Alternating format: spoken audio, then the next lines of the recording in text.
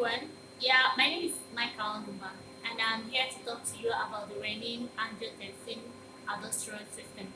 Now, first of all, before we go into that, let's just talk a bit about the kidney. Now, the kidneys are a pear bean shaped organ located on either side of the spine, below the ribs, and then posterior of the abdomen. It weighs about 150 grams in men and 135 grams in women. It is enclosed by a capsular fibrous tissue, and underneath that tissue, we have the cortex, the medulla, and then the hilum. The hilum is where blood vessels and nerves move in and out of the kidney. Now, the functional units of the kidney is the nephron. It has its own internal structures. We have the glomerulus, the Bowman's capsule, the renal tubules made up of the PCT, proximal convoluted tubule, DCT, loop of Henle, and then we have a collecting dot where all the nephrons, one or two nephrons, one or more nephrons can be even attached to the collecting dot and then down. And then it drains down to the pelvic, to the renal pelvis, and then out through the ureter. Now let's talk about the renin-angiotensin-aldosterone system. The kidney has three major functions: the excretory function, hemostatic regulation, and then endocrine function. Now the renin comes in play as a way of carrying out its homeostatic regulation and endocrine function. Now, these two functions will have to be intertwined in order or to get the required results.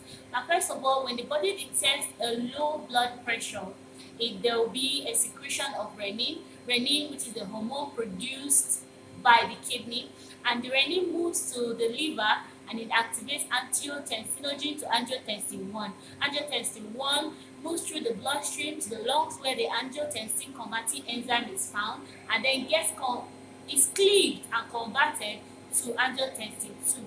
Now, the angiotensin 2 has many functions. First of all, it will increase the contraction of the smooth muscles so that the blood pressure will be raised. That's the arterial walls. When the contraction is increased, the blood pressure will be raised.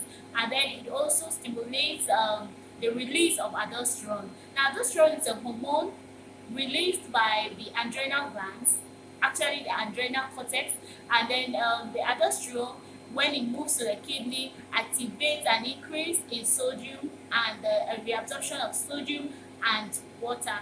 Then the same way, the RAS, that's renin-angiotensin-aldosterone system, can also help to stimulate the release of ADH, which also enhances the reabsorption of water and sodium, thereby increasing what? Increasing the blood pressure. Now, in the case where the blood pressure is now high and the body has detected it as being high, the heart will release two hormones. These hormones help to inhibit the reabsorption of sodium and water, hence lowering the blood pressure. So this is how the body, the kidneys work in order to maintain hemostatic regulation in the kidney using the RAS.